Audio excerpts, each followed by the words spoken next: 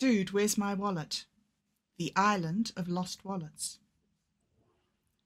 Our hero has heard rumours of the Island of Lost Wallets, supposedly a land where all the lost wallets eventually wind up. While they were escaping in the car, Two Blades told Mike some news. He had a possible lead and counselled Mike to seek out an old mystic in a cottage high in the hills above the sea. I have heard of a ship that had touched at an island. This island was inhabited by wallets.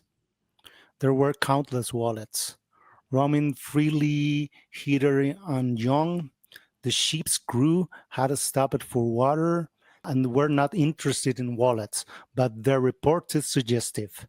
Dude, that might just be what I'm looking for. We should check it out. I know a mystic who lives on a hill above the sea. He's usually well informed about these things. You could do worse than seek him out. He might just be the guy I need to talk to.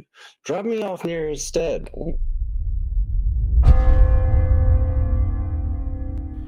Whoa, look at these lights. I haven't seen trails like these in months. Good stuff. Hey, it's early, but maybe, I could take a more heat of this LSD, I'll try a little bit more.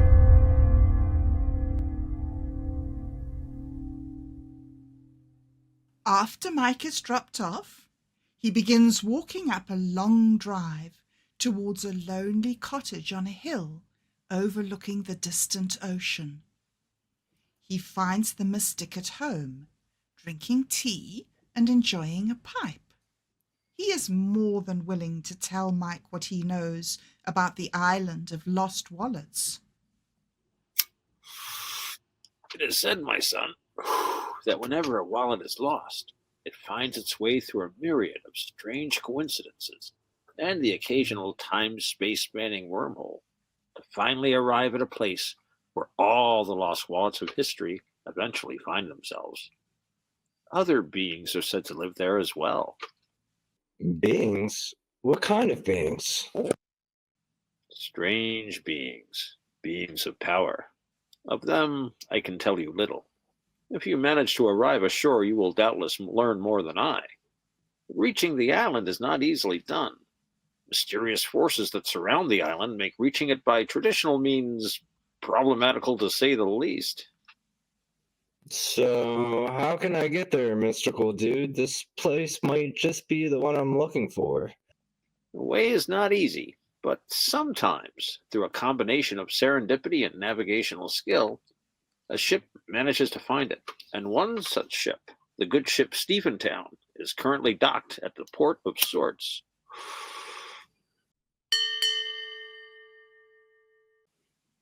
Dude, how do you know all this? What missile powers have you tapped into? I read it. The stars? In the wavelengths of the ether? No, in this morning's paper. I get it delivered up here every day with the milk. I'm a mystic, not a hermit. Mike makes his way down to the sea in search of passage to the island of lost wallets. As he approaches the seaside town of Swords, the smells of the sea assail him, a mixture of brine, rotting fish, and creosote. As he asks about the ship, or boat, an old sailor man, sitting and teaching his grandson to splice rope, directs him to the tavern known as the Naughty Mermaid. Seek ye the quartermaster of the good ship Stephentown there. You'll know her by the company she keeps, the most noble Sir Reginald.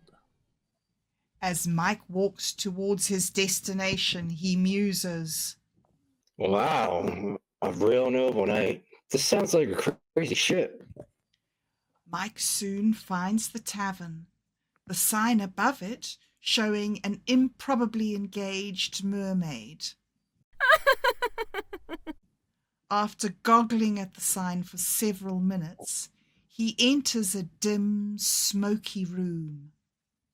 Low beams, oaken wainscoting, and a cheerful fire greet him.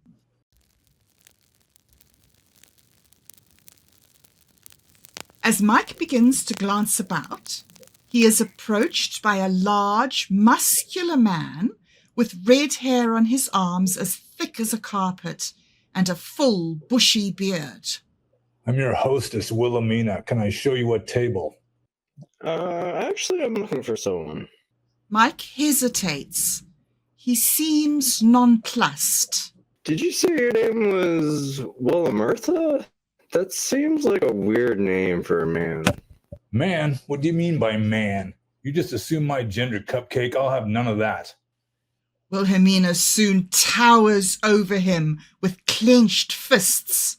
The scraping of chairs mark the movements of patrons to places of greater safety. The burly hostess was well known locally as a champion brawler. No worries, no worries. I'm just looking for He gropes for the one name he has heard. Sir Reginald. Wilhelmina's countenance clears and her fists relax. The tension in the room is dissipated. Why didn't you say so? Sir Reginald. Why, he's right over there with the quartermaster of the good ship Steventown. Mike looks across the room to where a large cat, a golden and white Turkish van with eyes as wise as the sea, stares lazily over the crowd. One person sits at the table, obviously the quartermaster. She has long, silky grey hair tied back in a ponytail. She's wearing a green nautical frock coat with white facings and large gilded buttons. A sheathed cutlass and a plumed tricorn hat lie on the table beside her. A clay pipe smoulders in an ashtray, and a pot of chai steams at her elbow. She, as well as Sir Reginald, give off an air of gravitas that was unmistakable. Mike approaches the pair with some trepidation. Dude, are you the quartermaster?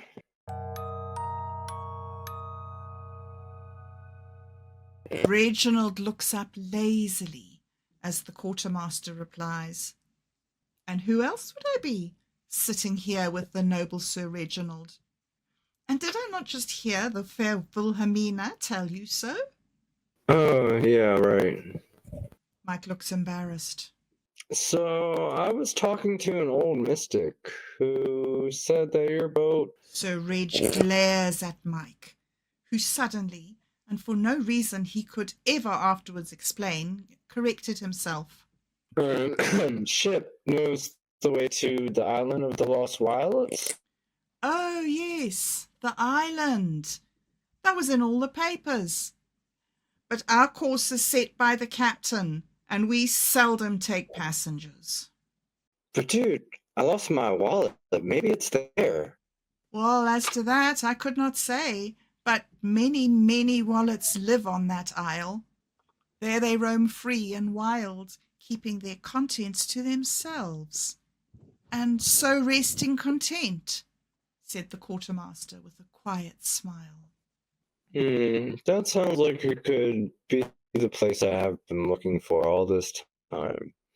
I just have to get there, and your Sir Reginald looked hard at Mike. ship is the only one that can take me there. Is there any way at all? Reginald looked down contentedly and began to groom. The quartermaster gazed absently at the noble cat, seemingly disinterested. Well, perhaps. We do accept charters, commissions, letters of marque and the like. We are an armed merchantman and will usually turn our hand to anything within the law.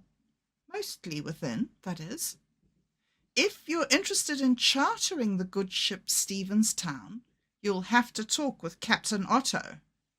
Captain Otto. That name seems familiar. That was fun. Very nice. Great.